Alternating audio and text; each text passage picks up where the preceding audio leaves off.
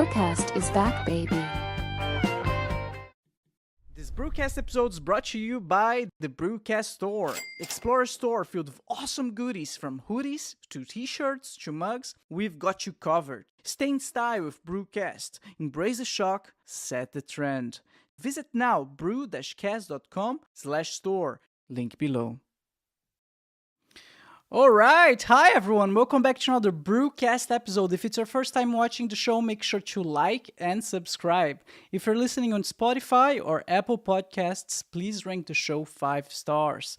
This will ensure that the podcast is recommended to even more people and allow me to keep doing what I love. BruCast is also on Instagram, X, and TikTok, where we upload shorts with the highlights of the show. So follow now, BruCast on Instagram, X, and TikTok. Links on the description below. Our guest today is Dr. Michael Gerharz. How are you doing, Michael? I'm good. Great to be here. How are you? I'm great, man. Thank you so much for accepting this invitation. I was really looking forward for this episode. Me too. All right. So, as far as I understand, you're a communication specialist? I am. So I help people find the right words. So in case you have that great idea and somehow find yourself struggling to find the right words so that others get just as excited about that as you are, then you might want to come visit me and we'll have a conversation and help you figure those words out so that others get just as passionate as you are. That's so interesting. I never stopped to think that that's something that you can learn. Because the way I imagine my whole life is, if you want to get good at public speaking, convincing people, and being articulate, you need just to practice and face your fears, right? But I never stopped to think like that's something you can actually learn. Yeah, you're right. That's a common perception, but I think that's also, and please forgive me for being direct here, a common misconception because unlike, for example, running, where you basically get better at running by merely running, right? You'll get more stamina and you'll get faster just by running. The same is not true for speaking. You can train like the wrong way and practice the wrong way, because if you don't care for the words you use, practice will make you feel maybe more comfortable saying those words, but it won't necessarily become better words doing it the next time or the time after that. Only when you pause and take a step back and look, so what to take a look at what is it that I'm actually telling here, and more importantly, how is the reaction from the audience? What are their looks on their faces? What are their questions afterwards? What do they take away? What do they pass along, for example, in social media? So when you start paying attention to what happens after you are speaking or while you're speaking, that's when you start to change things and things start to really improve. Mm-hmm. How or when did you decide that this was the path that you wanted to follow in life? What motivated you to pursue this career path? Well, that's quite a long time ago, and it was, to be honest, out of sheer frustration with all the great ideas that have been thrown into a trash bin because nobody knew how to communicate them properly. So that was back when I was still a computer scientist, right? So my PhD is actually in computer science on mobile communication.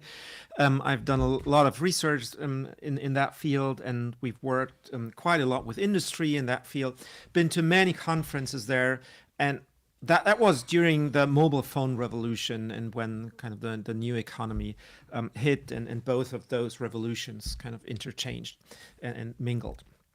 And so what I was always baffled with is that, let's take one of these conferences. There are kind of 100 experts in the room, and there's a brilliant guy standing in front of these 100 people, and he's presenting what could be a brilliant idea. But no one in that room understood a word. They were just speaking kind of into the void, just kind of reading bullet point overloaded slides, or sometimes just projected their papers onto the screen. And nobody got the point. So they basically delegated the task of figuring out where the brilliance in that idea is to the audience. And so that meant that a lot of those ideas just didn't see the light of day. What was probably even worse was when we were in like company meetings, and there were like 10 people there, but nobody paid attention because the presentation on the next improvement of that algorithm or that phone component, that it was just so boring that nobody cared to pay attention, right? Then I was thinking, like, how on earth can it be that we put so much effort and blood, sweat, and tears into those ideas, also money and budgets into those ideas, that just get thrown into a trash bin because nobody cares for the words they use and nobody cares for making it attractive to the audience? I can feel that, and I think that comes from school, right? At school, you're just supposed to present the data, and if the data is correct, there you go, you passed. Would you think that's what that caused this whole thing with people not knowing how to present their ideas? That's certainly a contributing factor. Like so in school we just don't care for how to get knowledge out. We just obsess about getting knowledge into the children's brains, right? And we just don't pay attention to how that knowledge is passed on to others or explained to others. And then things only get worse from there, right?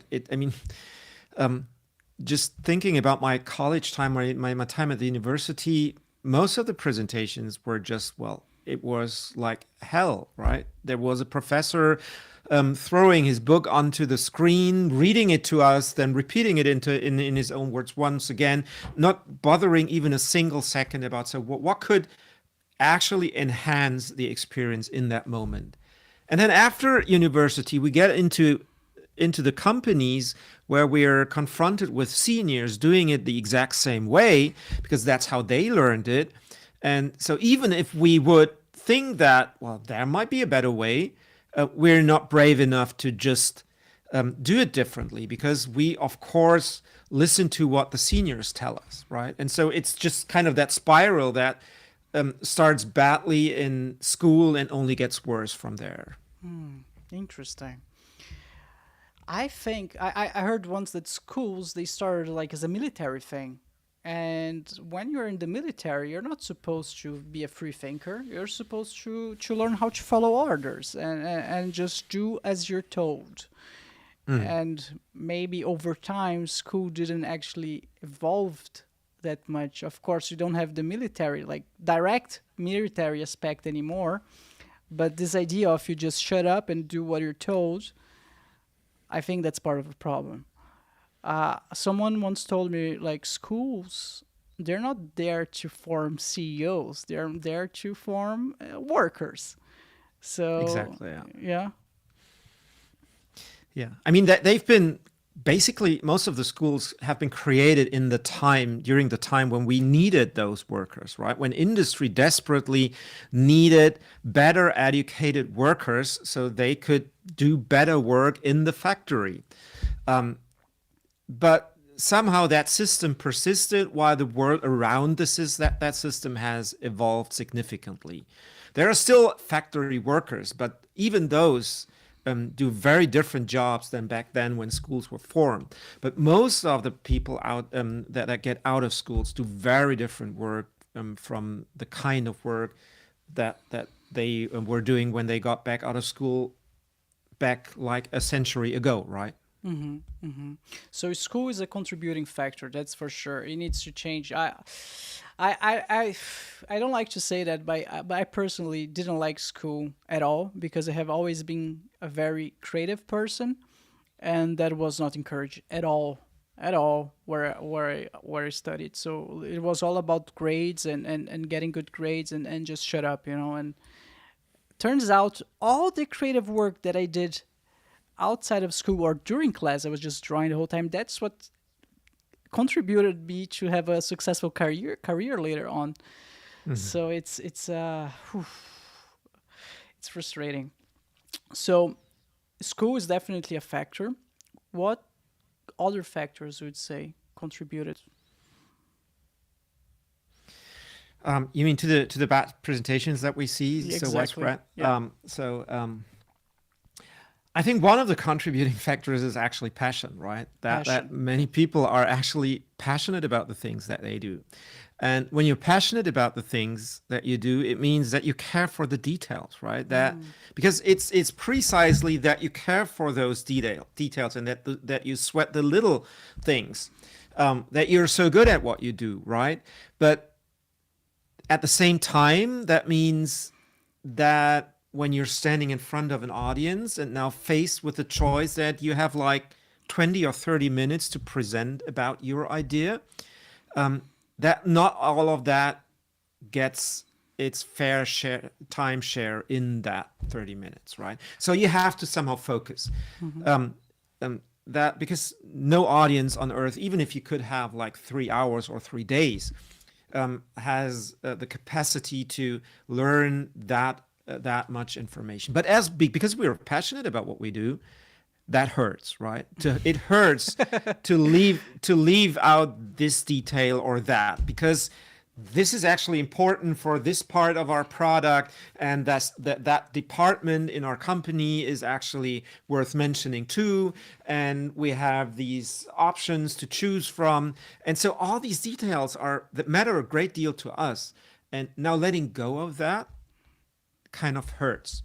And the choice that many people make there is to just leave it in, right? And to basically overload the presentation with information.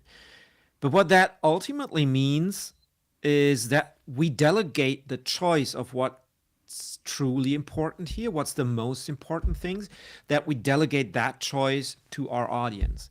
Because one thing's for sure, they're not gonna recall like 30 slides with 6 bullet points each, right? They're not gonna recall a verbatim copy of what we said. They're gonna take away like a core message, one or two things in plain English, in their own words. And if we don't make a choice about what that should be, we're basically delegating that to us. And passion is a huge roadblock that stands in the way of making that choice. I see. So school and passion, but can't passion be beneficial? For example, if you're presenting certain, okay. Go ahead. Sorry. Certainly, if you care not only for the thing that you're doing and the cause that you're passionate about, but if you also care for the change that you're going to make, the impact that's possible. Because if you do that, then you're going to look at it from a different angle. Then it's not about telling your audience everything that you know, letting them into everything that you're passionate about. Then it is about lighting them a path so they can engage in a conversation and travel parts of that journey together with you, and like dig deeper with you. Then it's about how do you spark their curiosity so that they will want to know more from you. And that is a very different experience for our audiences, right? When it's not about throwing everything at them at once and leaving it to them to figure out what's most important, but to consider that possibility that we have that time in front of that audience to just attach to their attention, to just tap into their brains for those 30 minutes. And the best use is not to just overload them with information, but to tap into their curiosity, to open their minds for continued conversation that continues after my time on the stage, right? I see. So enticing their curiosity, basically you're grabbing their attention, and there's nothing better, right? Let's see. So a good way of doing that is starting the presentation with a question. You know what? You know what that makes me think about TED Talks. Whenever I watch a TED Talk, they always start with a problem, and the whole talk is about solving that problem. So that would be Mhm. like a good example, would you say? Yeah, I think one thing that TED Talks excel at is that, I mean, there are lots of things that to learn from that, but is that there is a very clear message and usually a very clear problem that they're talking about. For example, one of the most watched TED Talks is the one by Sir Ken Robinson about schools kill creativity. So this is the core problem that he's attacking from various angles with various stories and anecdotes, but he doesn't deviate from that. And it's not about like 12 different messages or 12 different messages for each of those anecdotes, but leading us to a profound core message. Or if you look at some of the other talks that are famous, that have been famous from TED, they were very much the same way. For example, that talk on vulnerability, or where there's a very clear path to that kind of core message where the speaker takes us to. And they often spend a lot of time speaking about the problem, not telling us everything that they know about the solution, but really making us relate to the thing that they are speaking about, right? Yeah, that makes a lot of sense. If you relate to the problem, I mean, you won't take your eyes out of it. You want to hear everything about it. You want to find a solution for it. That's very, very interesting.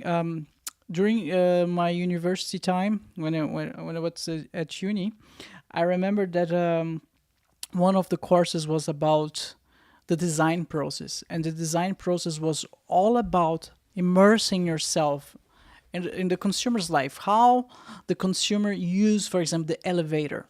What are the habits of consumer? What type of, not consumer, let's say, use, I don't know, how the person used the elevator. So you'd like talk to them, interview them, different types, and basically you would live like a disabled person. You would try to understand their mind and their concepts, and only then, let's say you're developing an elevator for a disabled person, only then you would start designing the product. But first you need to understand everything about it, really do your research. And I can see how this is also true when it comes to presentations. Like, if you don't do your research and really understand the problem, how are you going to communicate it well? How are you going to design a product well? So it's basically the research part. Yeah. Yeah, and I couldn't agree more here, right? That is one of the core problems. That most speakers are so concerned with themselves, with putting the spotlight onto themselves and getting across as much of their story as possible, that they just don't bother to ask those questions that you just outlined. And it's basically the very same approach that you mentioned.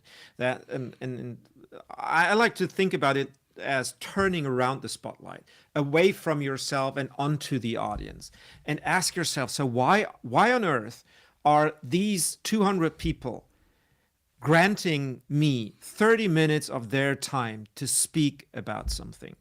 Why, of all the things they could be doing during those 30 minutes, why on earth are they investing it to listen to me? What is it that they are hoping to get out of that?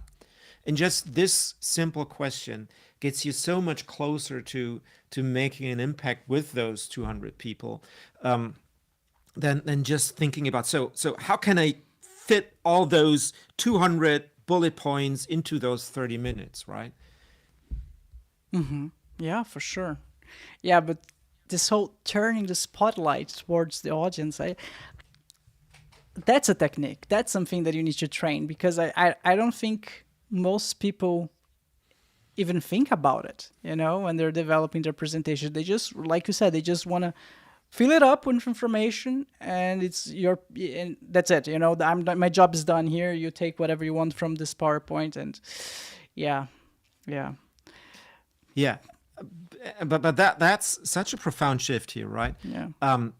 that you cannot overestimate, to make to turn that around. Because the truth is that actually, well, let's take a step back. So the irony about that is that this is one of the reasons. So the fact that people are approaching presentations the way that you just mentioned is one of the reasons why they struggle with confidence and stage fright, and why it feels, well, why they're kind of anxious to get out there and tell their stories, because that leads to them feeling the need to kind of having to impress their audience, right? To prove to the audience that they're actually worth it standing up there, that this is actually a great idea or a brilliant product or a brilliant story that they share. But the truth is that everyone in the audience already has a hero, right? And it's themselves. They don't show up to cheer for you. They are much more comfortable if you showed up to cheer for them, right? To not try and impress them about your own brilliance, but to let them in some parts of your thinking, of your approach, of your findings, of your research, of your product, or just sharing a story that can have a profound impact on their life, so that they can be an even better hero of their own lives. And the moment you turn that switch, you switch from having to impress them to just being helpful, being their guide, their mentor. You're not the hero anymore. You're their mentor, your guide, helping them to live a better life. That's so cool. They already have their heroes, and it's themselves. Perfect. Yeah. Yeah, I remember, like, everyone says that Steve Jobs is an amazing presenter, right? Everyone says that he can sell sand in the desert. And I remember, like, a lot of people say that he was amazing at putting himself in the consumer's shoes. And I think that's exactly what you're saying, right? You're putting yourself in the consumer shoes. So what a better way to present a product? Yes. Let's make it specific. One of his best presentations is probably, or one of the things that he's most famous for is, of course, the iPhone, but before that, the iPod. Without the iPod, we wouldn't have the iPhone. Yeah. And this is a very great example of how that works and what that means for like everyday presentations or even business presentations. Because the usual tech company, they would brag about that this music player has 3 gigabytes of memory of hard disk, right? And that it has this capacity and this battery amount and stuff like it. So they would brag about how brilliant they were at fitting all these things into that small box. But Apple chose a different path and a different story. So they wondered what would make this product, or what would position that product in our customers' lives so that they can live better lives, so that they can become a better hero in their own lives. So, and that meant that, well, wait a second, 3 gigabytes, how does that translate to the amount of music that we could put in there? So it's actually 1,000 songs, which back then meant for most of the people and most of their customers basically meant their whole music library. So by buying that device, you can basically have your whole library, your whole music library with you all the time, wherever you go, and listen to your favorite song in the moment and never have forgotten it at home. It will always be with you yourself. And that means you're gonna live a happier life because you're gonna music that your favorite music is all around you, and that's actually the brilliance about that 1,000 songs in your pocket. It's much more concrete. Yeah, that's true. But the true value here is that I can see um, how I can live a better life with that thing, right? Because my music library will be with me, 1,000 songs in my pocket every time, all the time. Makes total sense, man. They're a genius. I watched a Tim Cook interview recently, and he said like our only goal is to create products that enrich people's lives. Yeah. That's where we start. And then we figure out everything else. How can we take this technology, combine with this technology? But it needs to start with something, an experience that enrich people's lives. And it's crazy to think that so many companies struggle with that. They just want to sell whatever they have, and that's it. They there's that amount of gigabytes and is that fast. Like no, like that's cool, of course, especially for the nerds. But how this Yeah. makes my life and Yeah. me being the hero better, cooler. Yeah.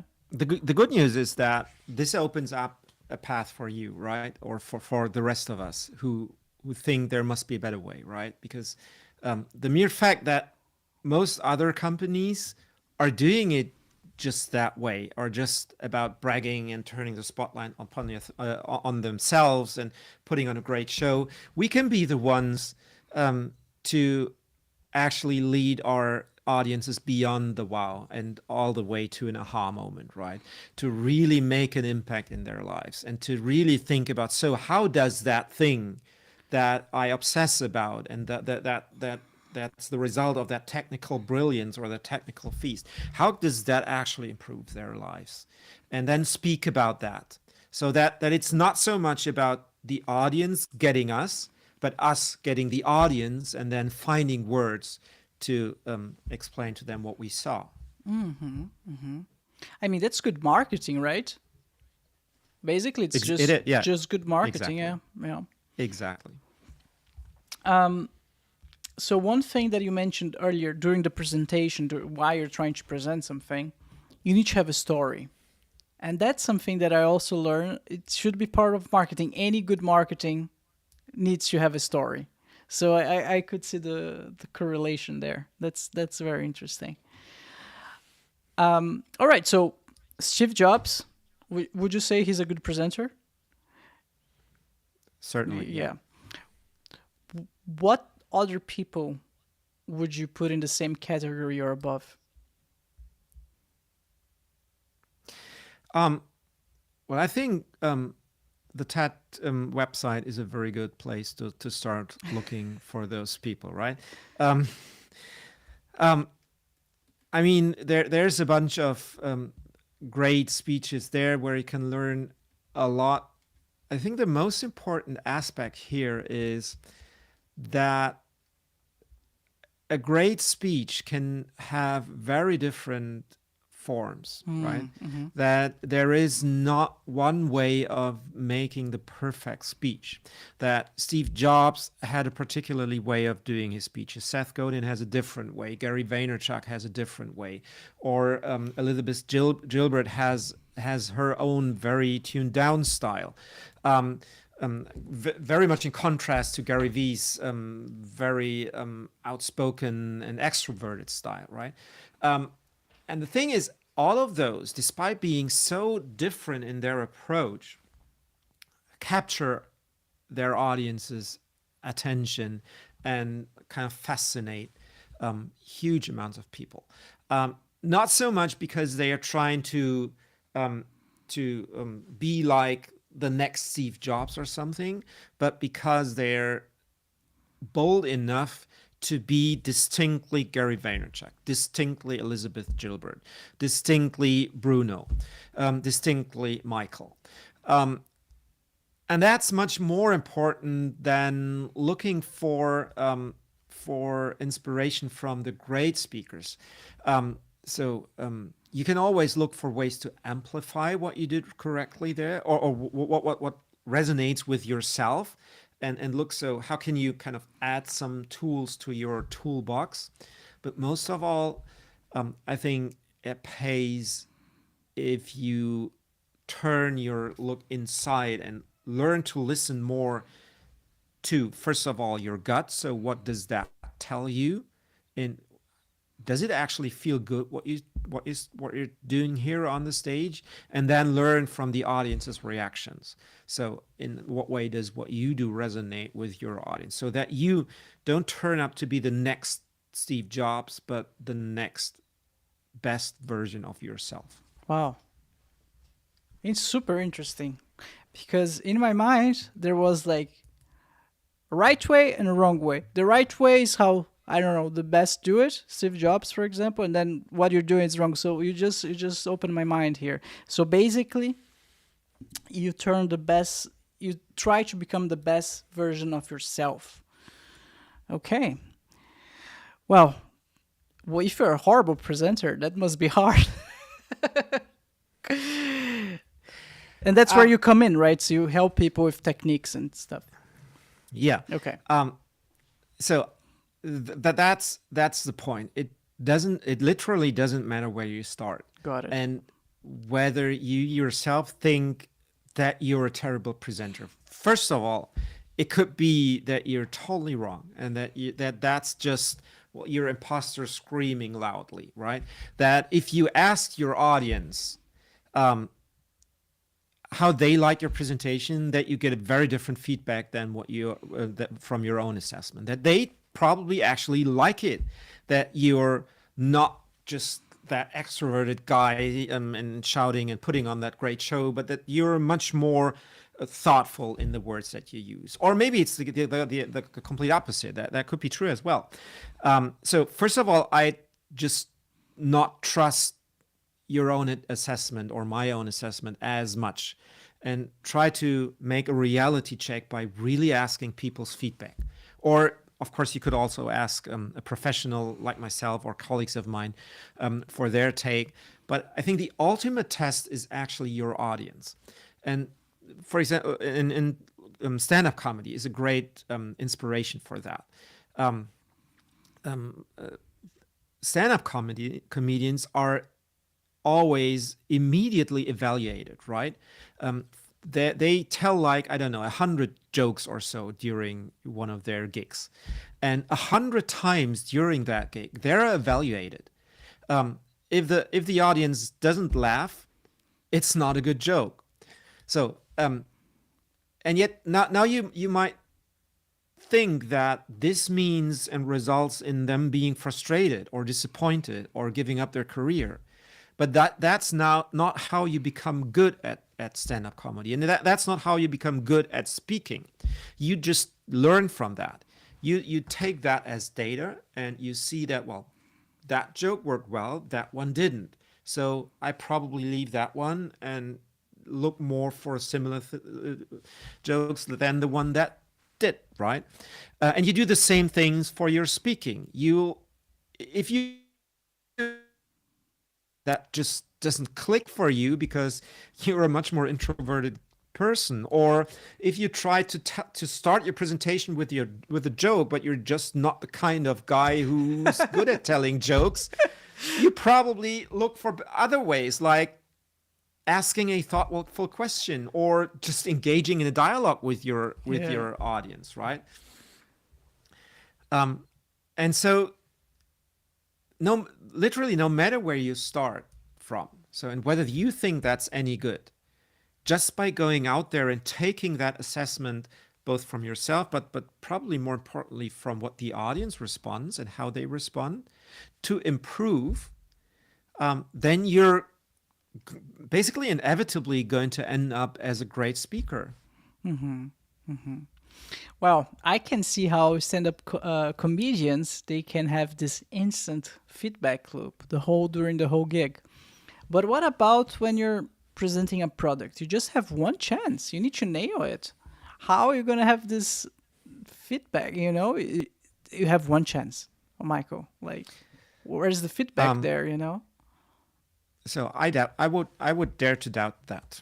Okay. That you get only one chance. That's what it might feel like. But how many occasions have you really been in that were a one-shot hit or miss. I mean, yeah, it could be that this particular customer doesn't buy, but there are 1,000 other customers you could pitch to. And just taking the learning from that failed first pitch and improving it for the second pitch of the same product, but this time to a different audience, to a different customer, will increase your chances. And then taking the learning from that second failed attempt to make an even better third one will lead to an improved third pitch, and so on and so forth. And do that 10 times, and I'm sure that the 10th pitch will be so much better than the first one. So, and that's just assuming that you never bothered to have a conversation before that one shot, right? Because of course, when you just prepare your slides, like many people actually do, they have that meeting with the client coming up in 2 weeks, but they are kind of afraid of they have to nail it and how to impress it and what would be a great slide. So they just default to answering a couple of emails or refining the product rather than starting to plan the presentation.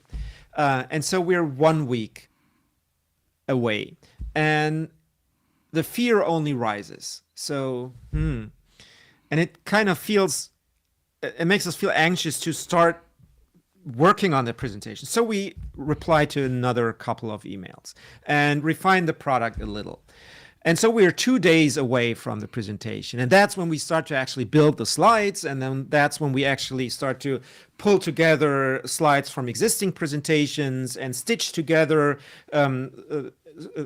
parts of the story to kind of what feels like a Frankenstein story. And then it's presentation time, and we've never even once gone through that whole thing in full, right? Yeah. And now circling it back to Steve Jobs, a man who certainly was busy as hell, right? The CEO of one of the fastest growing companies back then. And he took like 2 full days to practice a presentation, a keynote, 2 full days on the stage at a point where the whole presentation was already done, where it was just about going through and knowing when to click and when to say what and how to pace the stage.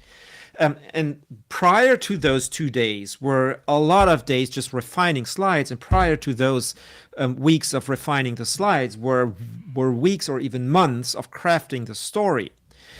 And what went into crafting that story were tons of conversations inside the teams, with partners, with customers, with audiences, listening to social media. What basically today you would listen to social media. Back then you'd have to kind of read magazines or something like that, or read blogs. So it isn't really a one shot or first shot for the moment that you present there. You can show up super prepared there, and you can have had lots of possibilities for feedback and refinement up until the point where it really counts. And you can always, depending on the secrecy of whatever you're presenting, you can always invite friends and family members to practice, right? Or even your plush toys, just put it some puppets in. Absolutely. Yeah. Absolutely. So and what happens really is that, so what I briefly outlined before is that that fear of the moment, of that stage fright that creeps in, that sometimes leads to the fear of the moment of practice, right? Because that moment of practice evokes those feelings. But that is really just one of the most helpful things, to be courageous there, to be brave there and face that practice moment, and to just take your friends, your colleagues' feedback as an opportunity for growth, because that's when it doesn't hurt. That's when it doesn't matter whether it's any good. That's precisely the reason why you're doing the practicing, right? Not because you're already perfect, but because you're on the path to becoming perfect, right? That's the point of practicing, to become better. So why would you expect to be perfect during practice? Well, I to be honest, I just think, generally speaking, people just don't think about it. They're like, the product is the main thing. Let's, like you said it earlier, let's focus on the the product, answer a couple of emails, we can do the presentation like one day before, 2 days before. And that's just not the reality. So the way I understand it is the product's important, of course. The service that you're providing is important, of course. But if you don't present it well, or the right way, like, people just won't buy it. They just won't be interested on it. I think there's this quote, like 90% of the success of your product or service, the way you market it, the way you present it, the way you tell the story, and just 10% is the product.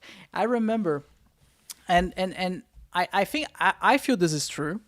If you just look how much companies spend on the marketing, like if you look at movies, right? Any Hollywood movie, how much is their marketing budget?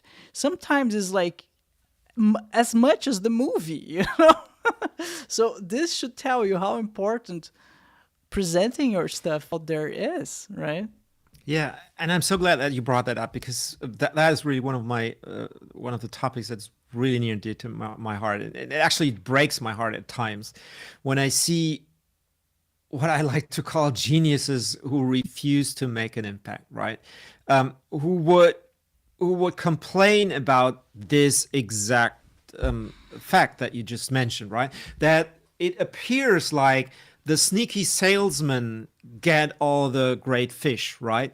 That they would somehow cheat their way to success, because really our product is so much better and so much superior to their inferior offering, and that they would somehow be cheating. But that's not how the world works, right? Because no audience in the world and no customer owes us anything.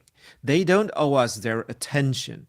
If we think that we could improve their lives, and if we think that this improvement is worth their money, it's our responsibility to get their attention and to lead them and to light them a path towards our offering, to lead them to seeing that. So how actually is that improvement happening for you? How can you relate to that? It's not their job, it's our job. If we want to make an impact, that impact is on us, not on the audience.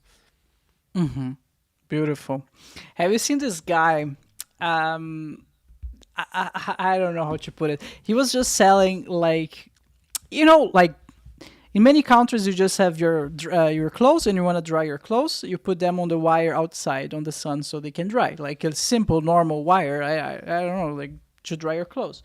This guy, he went on Amazon and he just put the name of his product, like dynamic solar technology that dries your clothes extremely fast, faster than anything.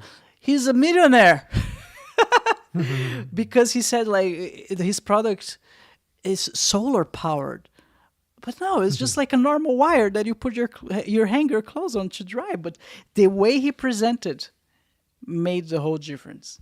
And he was not lying. He was maybe, distorting the truth a little bit. I don't think it was like completely honest, but he was not lying. And yeah, well, it is solar technology, right? But the sun is solar. If the sun isn't solar, what is, right? It's just a different meaning of solar than we're used to nowadays. But yeah, the point is that if he manages to grab the attention of so many people with that, then that's much more an opportunity to learn from that than it is to complain about that our dryer is actually way superior and has all these technologies and is integrated in our home network and can be turned on from our vacation or from the office or things like that. So that just doesn't count unless people pay attention. And rather than complain about the fact that they don't see the brilliance of our product, we should learn from the way that other people manage to get the attention. And here's where it gets beautiful, because the moment that it clicks for you, the moment that you find those words, that you find the sweet spot for you, you will have a huge advantage compared to them, because if it's true that your product and your service is truly superior, if it really is as great and as exceptional as you tell me it is, then finding those great words and telling a true story with them will mean that you will build the trust of your customers, and that kind of the sky is the limit at that moment. And that's something that those supposedly inferior offerings will not have, right? Yeah, but I mean, that's another challenge. It's already an extreme challenge to build a great product. And then you have this additional challenge that is finding the right words, finding the right story. That's also hard. Yeah. Yeah. But just bring me up, right? All right. Happy to help. All right, Michael. So, techniques on how to improve your presentation. You already mentioned don't overload the public. Don't put thousands of texts in your PowerPoint presentation. Practice. Listen to your audience, get feedback. What else would you recommend? Work with your audience's curiosity, I'd say. So, Curiosity, okay, yeah. The curiosity of your audience is your best friend. So if you look at how most presentations start, they do the exact opposite of that. They actually drown curiosity. They will usually start with a speaker's CV and with a picture of the company building and the history of the company, and until up to the point where so when they get to the point where the presentation actually starts, their audience will already be asleep, right? And so that's when I need to wake them up. So and the sheer volume of presentations that we experience that work like that have led to what I like to call the boring PowerPoint habit. Because habits work like that you have like that trigger, and when the trigger occurs, you fall into the habit. You're basically on autopilot, and until you get kind of to some reward, right? And the boring PowerPoint habit works very much like that. That there's that trigger of the agenda slide or the speaker's CV slide, which triggers that boring PowerPoint habit. So the audience really goes into that. Okay, just another boring PowerPoint to sit through. So I just go on autopilot, and rather than pay attention, I plan my next vacation or catch up on email or surf Instagram, or whatever it is that I can make better use of my time than paying attention to you. And the reward, of course, is that, well, yeah, I'm caught up with email now. Brilliant use of my time, right? And so the best way to break that habit is to break the trigger, right? To do something differently, to not start with that awful agenda slide, or to not start with your speaker's CV, because frankly, no one cares for it anyway. No one could bother. And instead, just think about what would be one thing, and I'm really meaning that one thing. What would be one thing that sparks my audience's curiosity? It could be a staggering number, or it could be an anecdote from something that happened to me that's related to my topic. It could also be a joke if that's somehow related to my talk. Whatever it is, so something that sparks my audience's curiosity and makes them think, whoa, that's interesting. That's something that I'm interested in. I'm curious about. I want to hear more. And that's actually the purpose of the first sentence or the first minute of your talk. Not to overwhelm them with information, not to tell them everything about your background, but to make them want to hear the second minute. And then the purpose of that second minute is to make them want to hear the third. And so the best way to get your audience's attention is to pay attention to What are they interested in? What's on their mind? What matters to them?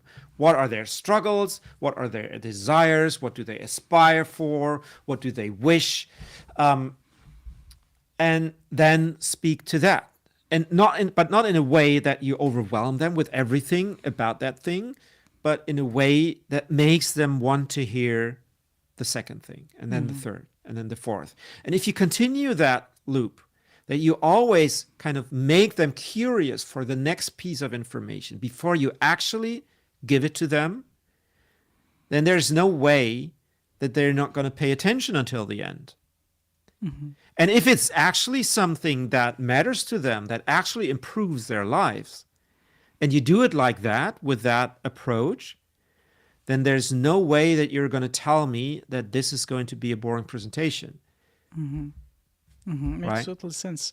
So, so the way I would interpret that, the way I understand it is like you need a hook. You need to have a hook at least at the beginning, and this hook is what will make everyone engaged, and that's so true. Not only on presentations, because I also develop games for a living. I'm a game developer as well, and whenever you're playing a game for the first time, the first level, that's the most important one. That's the one you want to put the most care and be the most interesting and engaging as possible.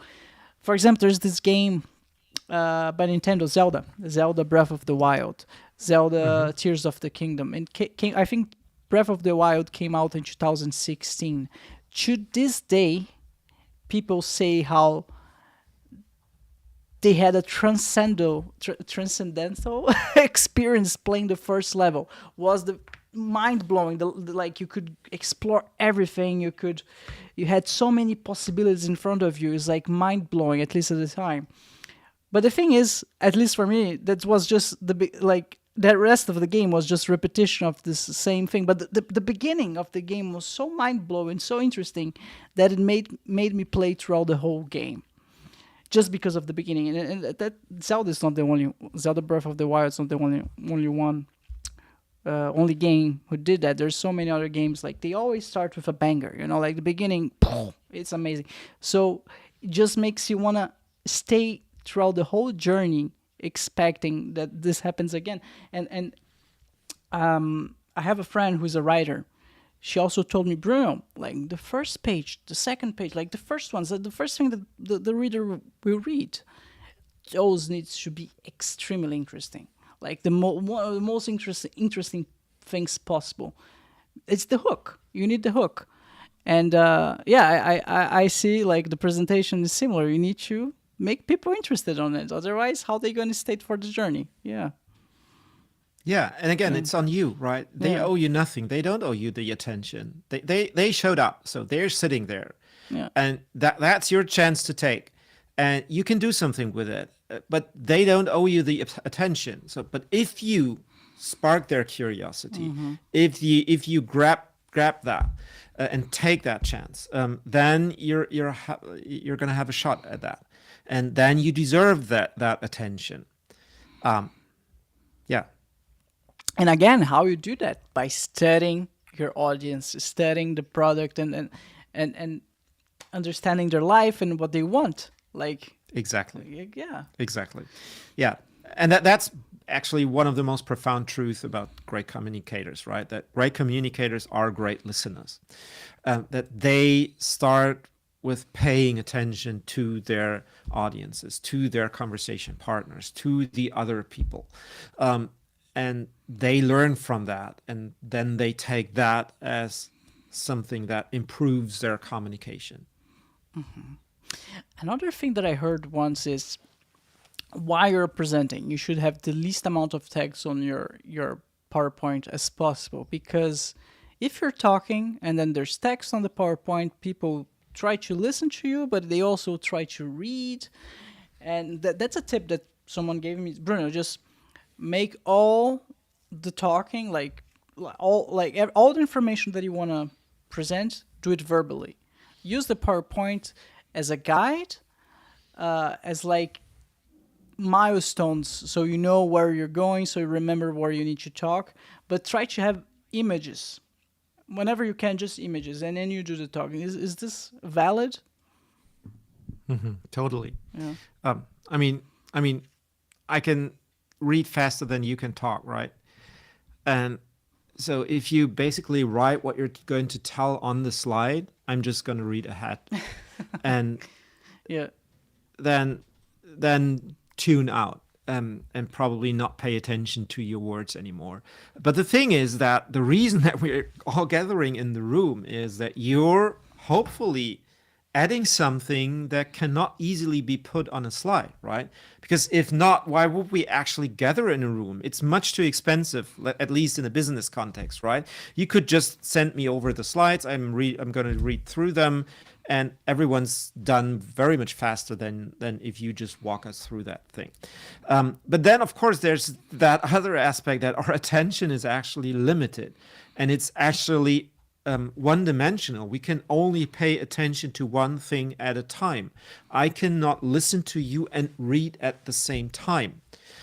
And while I'm listening, I'm not hearing what you say. So I might miss the fact that this third bullet point that I'm currently reading is actually not that relevant because it was one of the failed attempts, which is not something that you put on the slide. So, and it actually means that that sitting through a presentation like that is way more exhausting than it should be, because our brains have to constantly switch their attention. Because of course I'm recognizing, well, there's that guy speaking to the slides, so I want to listen to hear what he's saying. But actually, no, I'm going to read ahead because I'm quicker reading than you talking. But no, wait, that sounded interesting. So I'm constantly switching my brain's context, which actually consumes energy. So that means that, well, or that is actually one of the reasons why it feels physically exhausting to sit through some of those presentations. So not only is it ineffective, it's an inefficient use of our time, it's also exhausting and more boring than it needs to be. Just, well, show us your passion, tell us your story, and use the slides to evoke things or to present things that cannot be easier said than shown, right? So like, for example, an image of a complex scenario, or people's faces, or a video of someone interacting with our product, which we cannot demonstrate on the stage. So things that are hard to explain in words, or that would take us way longer to explain than simply showing that. These belong on the slides. So use those slides to enhance your presentation, to make a bigger impact, to evoke emotions, to make things more clearer or more tangible or more transparent. These are reasons for why to use slides, but not to just duplicate what we say. A reporter once told me that you should extend this logic even to your clothing, your t-shirt. She told me, Bruno, like on TV, we're not allowed to have like text written on our clothing at all, or like complicated patterns, because it will interfere with the camera and also take the attention away from the viewer. So, yeah. It's crazy how limited we are, right? Yeah, totally, yeah. This reminded me that maybe I'm not the only one. I don't know. That's also the reason why I don't like going to the theater that much, like actual theater with people acting and stuff, because there's always like the main character or the two main character, they're acting in the middle, but there's always like 20 other people around in the scene doing whatever. And I don't know why. I'm always like wandering around looking what the side actor is doing there, what the other actor is doing there, because they're all moving and doing their background character jobs. And then I realize, oh, what is going on? I didn't pay attention to the main story. Yeah. Well, there's certainly better directors than others, right? Okay. So you might want to look for better directors that actually know what they're doing there, because, well, that's one of their jobs, right? To help the audience make sense of the story. And one of the things that's happening, unfortunately, with modern theater or opera as well, um, is that they are obsessed with making it kind of appear artful rather than impactful for the audience, right? That the clever idea trumps the resonating story, right? Interesting. Good to know I'm not the only one, Michael. I recently went to watch this one, the Blue Man Group. Have you seen this? I wasn't there personally, but of course I know the Blue Man Yeah. Group. Yeah. Oh, they're great. They're great. I didn't have this problem with them. I think it's the director thing you mentioned. They're always like there was always just one action happen, like one interaction, one main thing. Yeah. Yeah, yeah. Going back to the game development thing, like there's a game called Fortnite. I'm not sure if you heard about it. Sure. Yeah. They have a very UI, like very intense UI. There's always a lot of stuff going on. I watched a talk once, like how they came up with the UI, and it was very interesting. Like there's a limit. No matter how much information you want to put on the screen, there's a limit, and it's more normally like one or two things. If you have more than one or two things going on, the player just get lost. He cannot like read the subtitles plus seeing how much combo he's doing, and like it's overload. So you always need to have one or two information max. So it's basically the human brain, basically, yeah.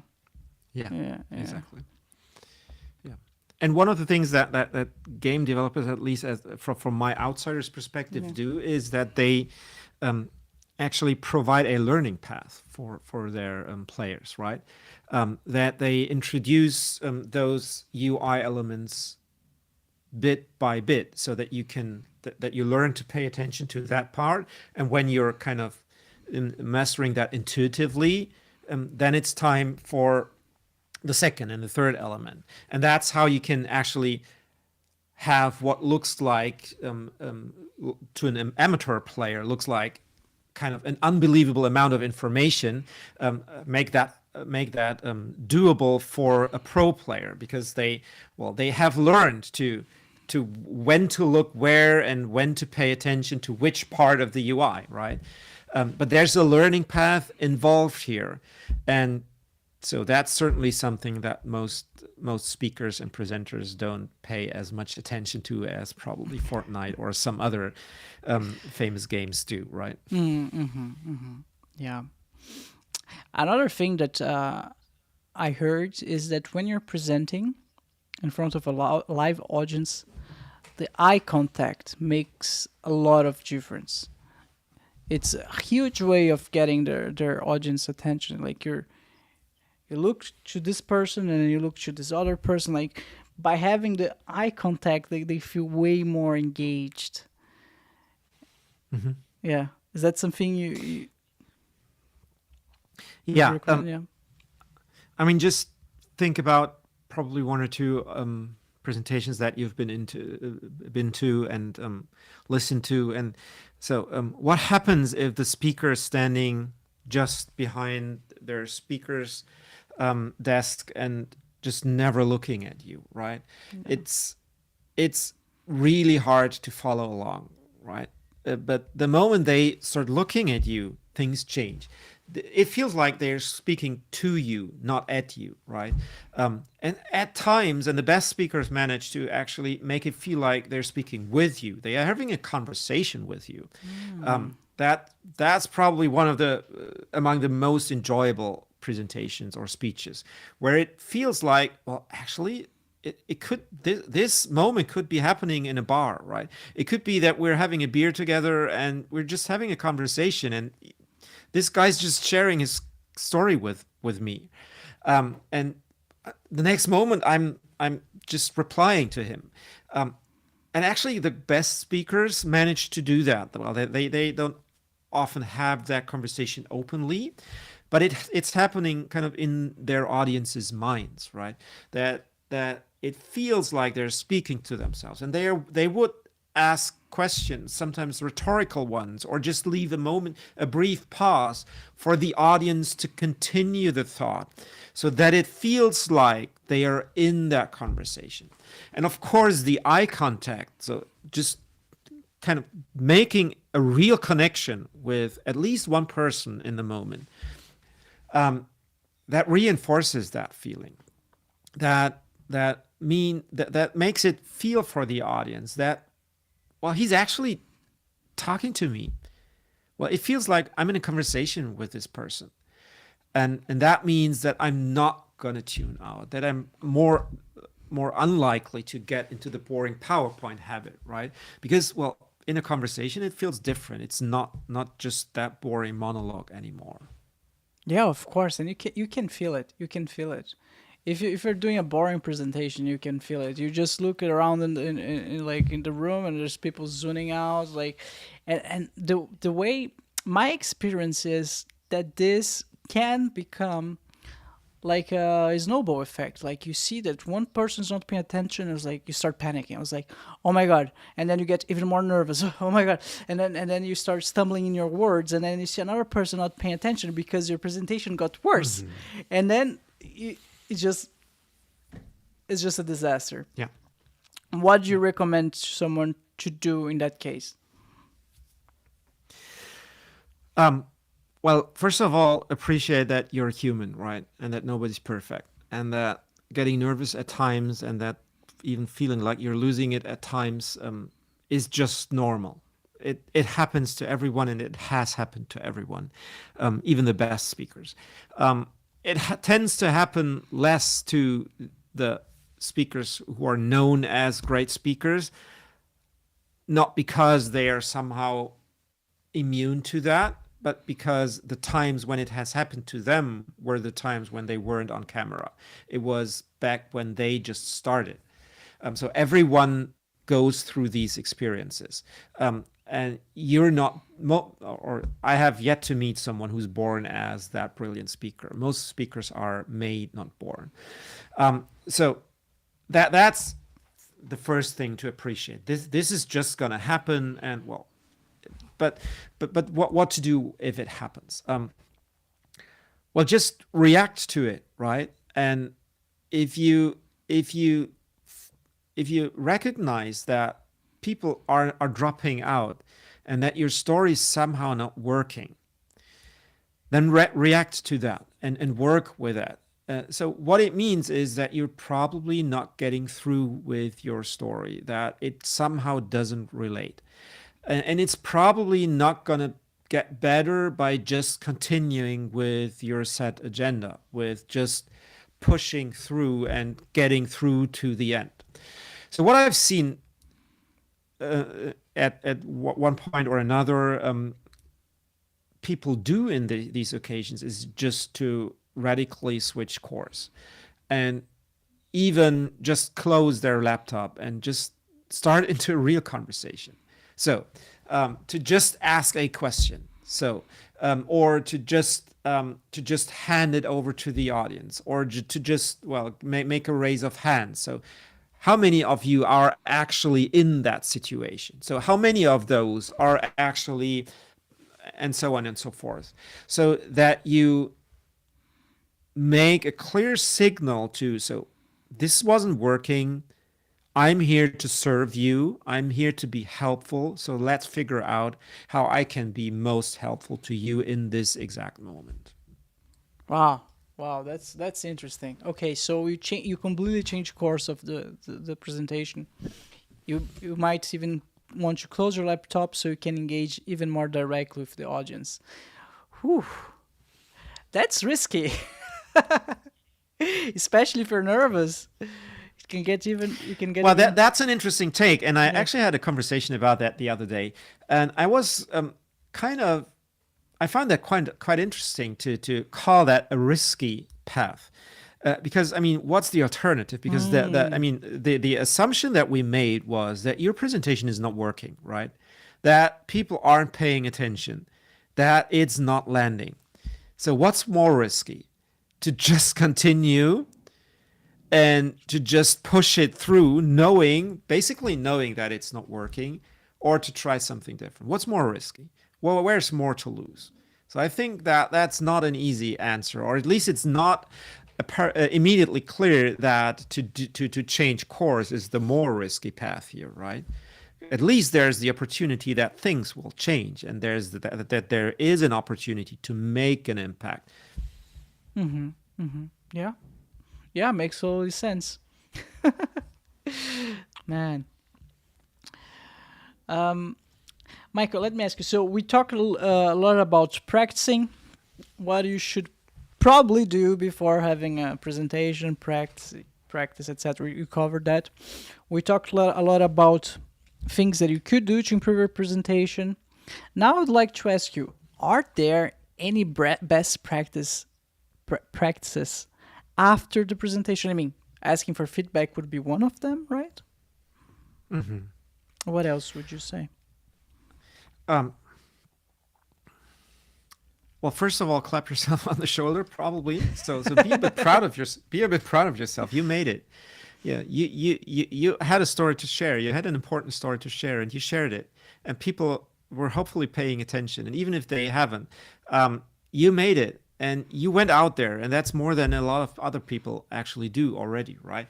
But then, of course, I think one of the best things that you could do is to try and learn the most from that experience, and that involves a couple of things. To not be afraid to watch the video of that talk if there is one. So if that was at an event and there was a camera present, so do watch it and do sit through and ask yourself, how do you like it? But at the same time, don't be mean to yourself, right? Be a little bit generous to yourself, right? That you of course were nervous, and you're probably not Steve Jobs or Gary Vee standing on a stage like hundreds of times a year, and then listen to your gut, right? So how did it feel actually? That's something that we're not very used to, right? And that's something that's not so easy to get feedback on from the audience, where it's easy to ask, so did you understand that? So what did you take away? But what's harder is, how did it make them feel? Or how did it feel for you? And to then adapt that and amplify what made you or the audience feel good, and probably decrease the volume of the things that haven't made you feel good, or that kind of felt like, this is not me, this is not who I am, this is not my zone of genius here. So I probably just try to find more my own voice here, rather than imitate what my boss asked me to do, right? Man, that's such a good advice. Listen to your gut. That's really not something that we listen a lot, and it's so true. Like, there's so many instances in my life that I was just like in a situation that I was not feeling comfortable. I couldn't know why, but I was pushing through, right? Just pushing through. And this whole time my gut was feeling, hey, Bruno, just get out, go somewhere else. And it's a real thing. People just don't listen to their gut enough. So I really like that advice. It's not something we listen to too often. Yeah. Yeah. And what that usually means is that there's a reason for that. So why didn't you feel comfortable in that situation? What made you feel awkward there? And so when it comes to presentations, it turns out that it's often the case that you don't really believe in the words that you use there. Yeah. That you felt kind of imprisoned by your PowerPoint slides, or that the marketing department told you to use these buzzwords or these exaggerated figures, and it totally made you cringe, right? And you went out there anyway, or that you just, imitated some other speaker that you felt was good at what he does, but that just isn't the way that you tick, right?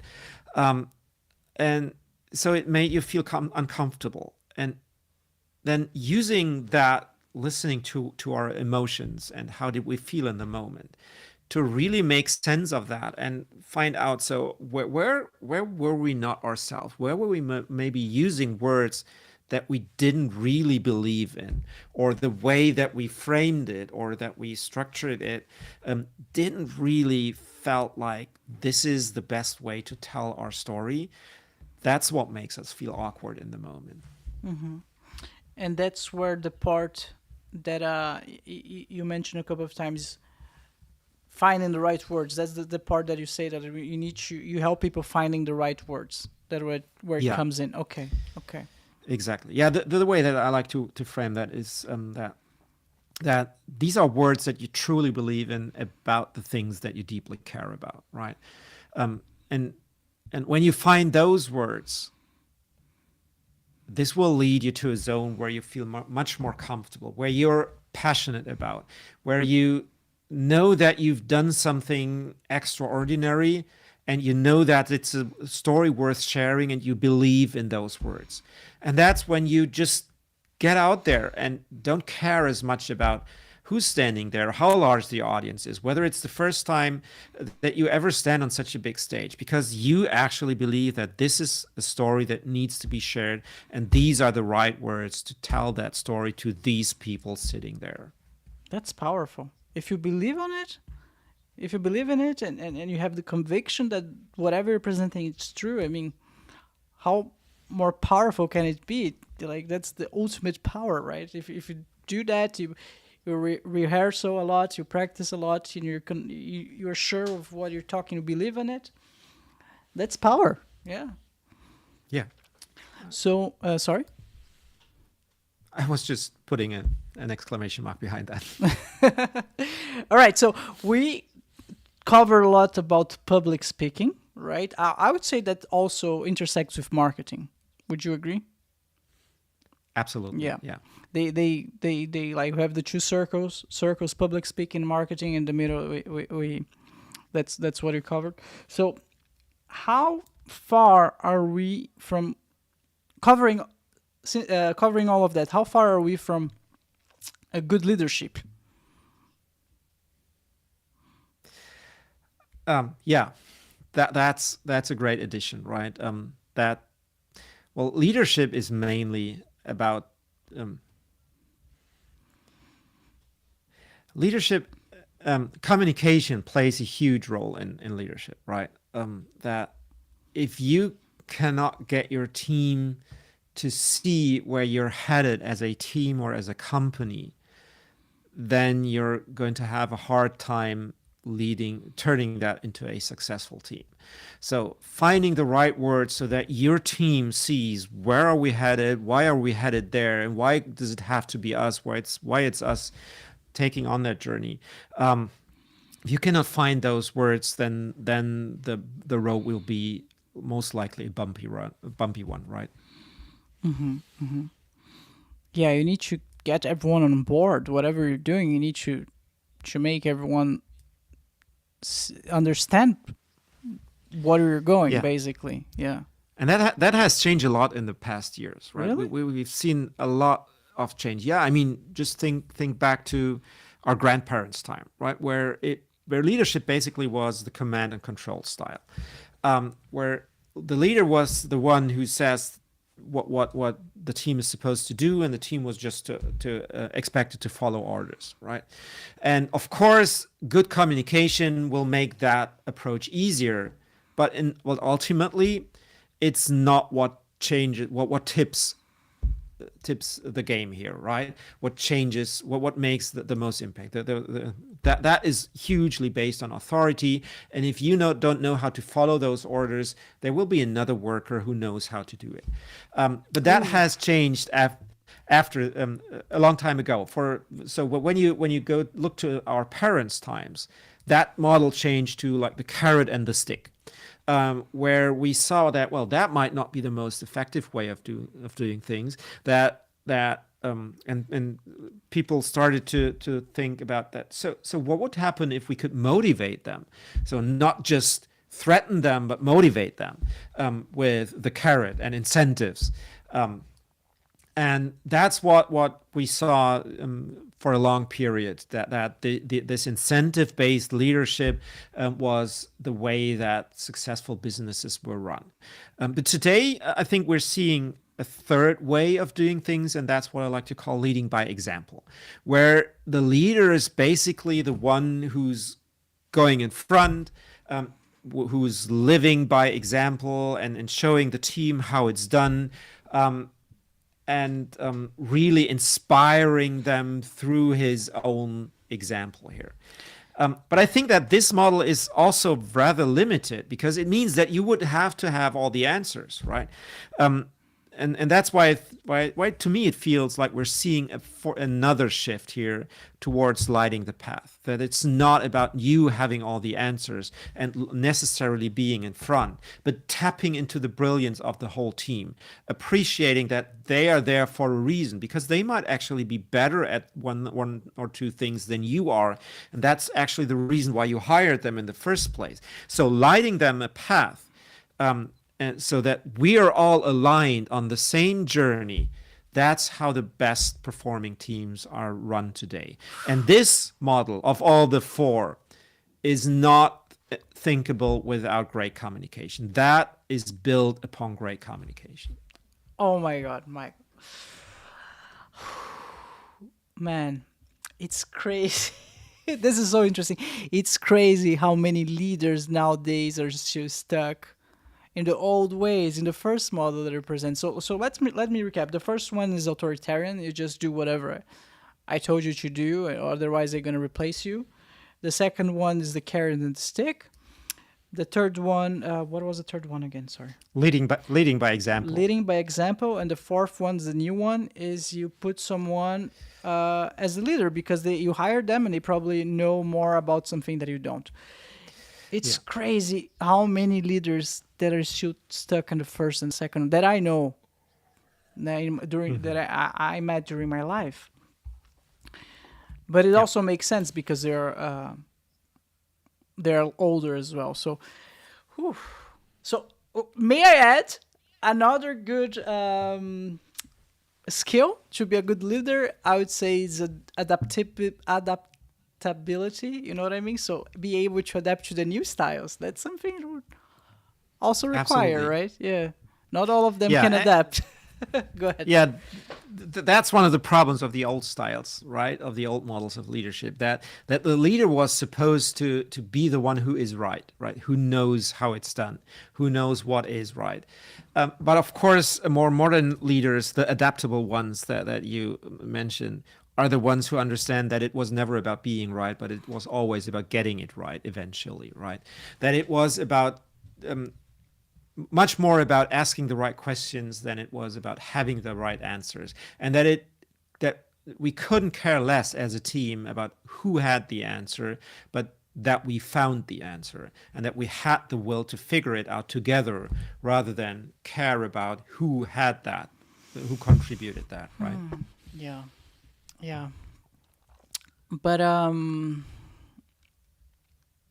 think in order for the fourth style to work, you really need to create an environment where ego is not part of. And that's hard because it's human, right? A lot of people, they just have like this inflated sense of self and a lot of ego. And how you change that? You can't. Yeah. But then you might want to rewind our conversation and to rewatch the part where we spoke about how the audience already have a hero, right? They don't care so much about that you're the hero when you're in the leadership role. They actually think that they're quite brilliant as a team member, right? And if you just work with that and let them live up to that feeling, they will be so much more motivated to show their best work if they can really live up to their self-image of being the hero of their own lives and really making their best contribution, they will actually be so much more motivated to do it and to actually provide that contribution. Yeah, I can see that. That's amazing. Like, you empower people basically to do their best job. I read this book once. I forgot how it's called. It was like, I think a monk wrote it. And I think, oh my God, I'm so sorry. I forgot the name, but if I remember correctly, like the book was a monk, like it was a story of a monk giving a seminar. So the seminar was about leadership. And my takeaway from the whole book, I read it like many, many years ago. That's why I don't remember correctly. But my takeaway from the whole book was basically, if you're the leader, it's all about serving the people below you. And those people below you, in order to be a good leader, they need to make everything like the best effort, whatever they can, to serve those below them. So, yeah, it was all about how can I help you, my like the other person who is working for me, do a better job, and I think it fits a lot to the fourth model that I described. Totally. I mean, you could put it that way, that the smartest person is the one who knows how to tap into the brilliance of everyone on the team, right? Yeah. So, and if that's true, then of course you're going to be even smarter if the team is smarter. So, so it's one of your prime concerns to help them become smarter, to help them do their best work. So rather than ask, what can you do for me? Just turning that question around, what can we do for you to make your best work so that you can give back to the team your best contribution, your smartest thinking? That's how we all together will benefit the most. Oh man, that's amazing. I wish the whole world could be listening to us right now, Michael. Because again, like if you as a leader has a lot of ego and you think that you know best and like how are you gonna create a great company, right? You need to be open to your employees' inputs. Whew, yeah, that's amazing, man. It's so interesting. And the funny thing about this book, I read it like many years ago, like 10 years ago. How long do you think those leadership changes take? Like, how long does it take for them to catch on, like in a global scale? Well, I don't have a solid answer for you on that one. I'm sorry. I'm not a researcher in that area. I'm just applying what makes sense to me there. But of course, I feel that the internet is actually accelerating that progress, and the phenomenon that it's so much easier to choose where you work for as opposed to the old times where you were basically stuck with the companies that were in your vicinity, in your neighborhood. You're basically, and then given the fact that that today we're living in kind of an employer's market, where employers have much more power, and can have much more choice in who they want to work for, that this could have an accelerating effect on that.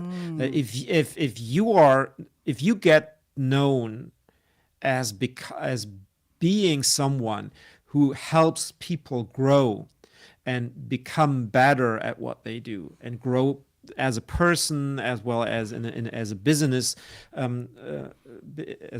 role, then that is certainly going to be someone who attracts talent and who attracts things, and that will probably just be recognized by others, and that what might not exactly force them, but at least motivate them to adapt to those ways of doing things. Yeah, makes totally sense. Wow. Mike, have you heard about those websites talking about like the internet and how this accelerate things? Have you heard about those new websites that it's like AI based? You can just go in there type whatever your presentation is about, and they generate the PowerPoint for you. You don't do anything. It create the images, take the images from the internet. It writes all the text. Have you seen those things? Yeah, of course. Yeah. What's your opinion on it? What a great time we're living in, right? I mean, so I'm very, very much interested in those developments, because I mean, when you think back, like 40 years or so, or 50, it really meant that you needed to hire a professional graphic designer to design a presentation for you.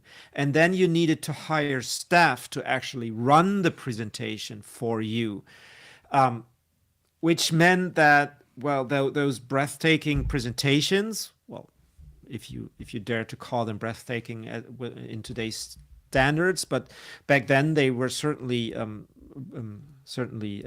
far out.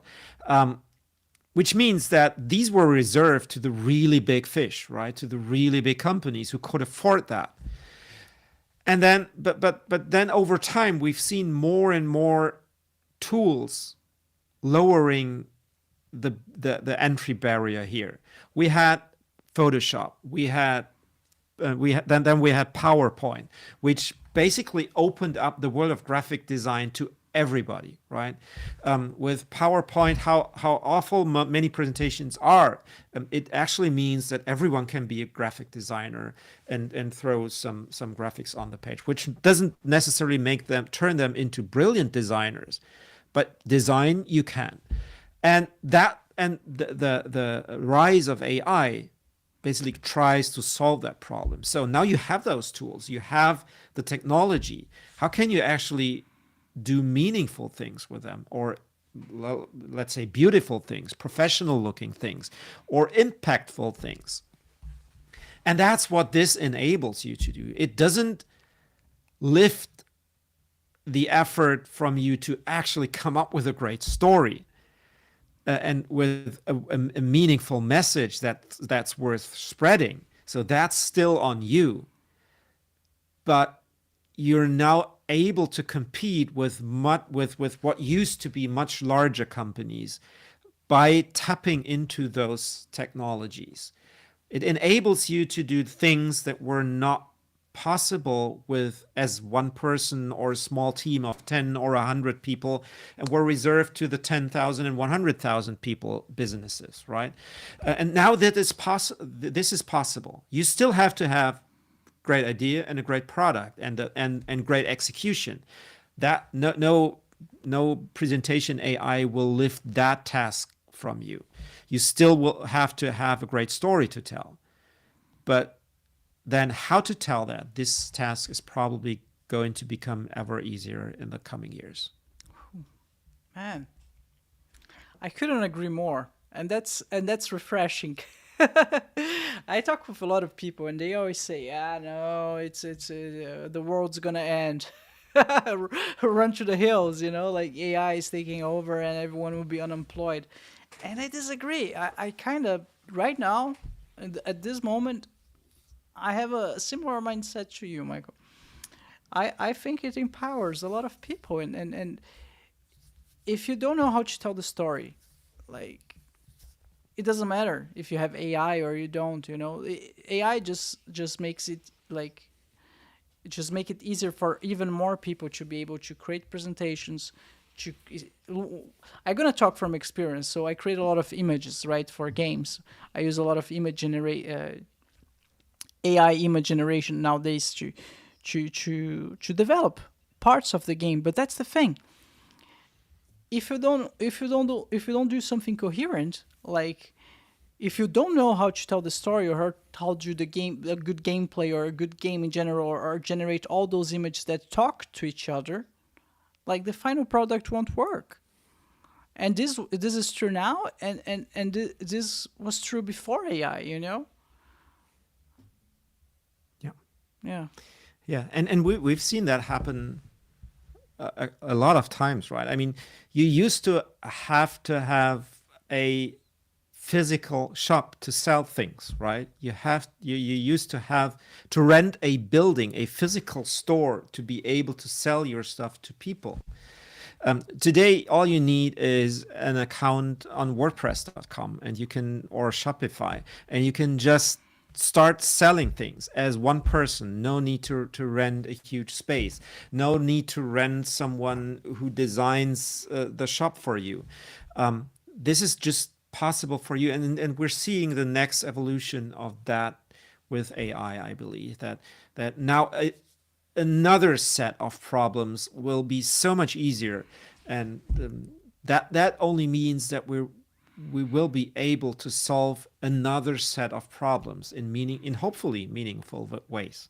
Yeah, yeah. Michael, you also have a podcast. Could you tell us what it is about and how it came to be? Well, it's called the Irresistible Communication Podcast, and it's kind of the accompanying audio track to my blog. It's a very short and succinct 2-minute format where I basically aim to give you a pause to reflect on one specific area of your communication. So each episode is around 2 minutes long, and it's always on a very specific and very focused aspect of your communication. It could be very different things, but it's always very succinct and intended to, well, help you reflect on how you do things, and over time, as you listen to the podcast, hopefully change one or two things and improve your communication in the long run. That's great. How many episodes have you done so far? I'm not exactly sure. I think I'm at least 250 or so. 200. That's impressive. That's super cool. So do you have like a routine set already? I would say so, 250. So once per week? How do you do it? I used to run twice per week, so 2 minutes twice a week. But I have just, I think I have spoken to so many aspects already that I basically switched to. So whenever something comes up, I will hit record and release a new episode, but it's less frequent than it used to be. Okay, I see. Damn, that's interesting still. So there's many ways to improve your communication skills. Many ways. Totally. So the information is out there. Like, we live in an age where the information is out there. If you want something, you can find it, but you need to seek it, right? Absolutely. Yeah. What was this quote again? We live in an age of stupidity. Oh, I forgot. Never mind. But like constant information. I don't know. I don't remember the phrase. Never mind. All right, Michael. Do you have any final remarks? Anything else that you'd like to talk about? I think just, well, to wrap things up. So if I would just encourage everyone, well, if you have an important story to tell, and if you feel that this idea is worth sharing, then well, just go out there and tell that story. As you just mentioned, all the information is out there. There's support out there. But the most important thing is that you have the passion to actually tell that story and the will to get it right eventually. And even if the first attempt at telling that story doesn't really nail it, keep going until you get it right and until people actually start resonating with it. Beautiful. Great. Thanks very much, Michael. Want to remind everyone your website, how they can find you? Yeah, my website is michaelgerharz.com, Gerharz, one word, michaelgerharz.com, and you can find all the pointers there, my blog, the podcast, also the Leaders Light the Path manifesto. And then there's a free ebook on how to deal with stage fright and how to find words that you actually believe in so that you can show up with more confidence. And yeah, of course, also how to reach out in case you want my support in finding the right words. Perfect. Thank you very much, Michael. Thank you very much, everyone. If it's your first time watching the show, make sure to like and subscribe. If you're listening on Spotify or Apple Podcasts, make sure to rank the show 5 stars. This will ensure that the podcast will be recommended to even more people and allow me to keep doing what I love. Check out now the BruCast store. Explore a store filled with awesome goodies, from hoodies to t-shirts to mugs. We've got you covered. Stay in style with BruCast. Embrace the shock, set the trend. Buy now at brew-cast.com/store. I repeat, brew-cast.com/store. Link on the description below. BruCast also on Instagram, X, and TikTok, where we upload shorts with the highlights of the show. So follow now, BruCast on Instagram, X, and TikTok. Links on the description below. All right, Michael. All right, everyone. Thank you very much for being here. It was a pleasure. And that's it. All right. Bye, everyone. Thank you. Bye.